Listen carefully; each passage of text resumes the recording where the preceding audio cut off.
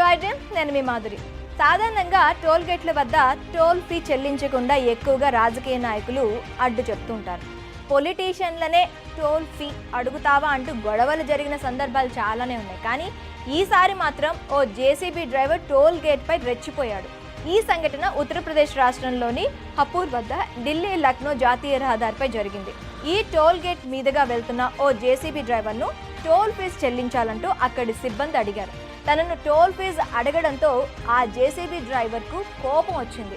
తన చేతిలో ఉన్న జేసీబీని ఆయుధంగా మార్చాడు. రెచ్చిపోయి పిచ్చిగా జేసీబీతో టోల్ ప్లాజా క్యాబిన్లను ధ్వంసం చేశాడు. టోల్ ప్లాజాను ఓ జేసీబీ డ్రైవర్ ధ్వంసం చేసిన వీడియో సోషల్ మీడియాలో తెగ వైరల్ అవుతుంది. దీనిపై నెటిజన్లు అనేక రకాలుగా కామెంట్లు చేస్తున్నారు. జేసీబీ డ్రైవర్ అయితే మాత్రం టోల్ అడగారని టోల్ గేట్లను లేపేస్తావా అంటూ ప్రశ్నిస్తున్నారు. ఓనర్ డబ్బులు ఇచ్చే ఉంటాడు కదా, ఎందుకు టోల్ ఫీజు కట్టకుండా కేసులు ఇరుక్కున్నామని కామెంట్ చేస్తున్నారు.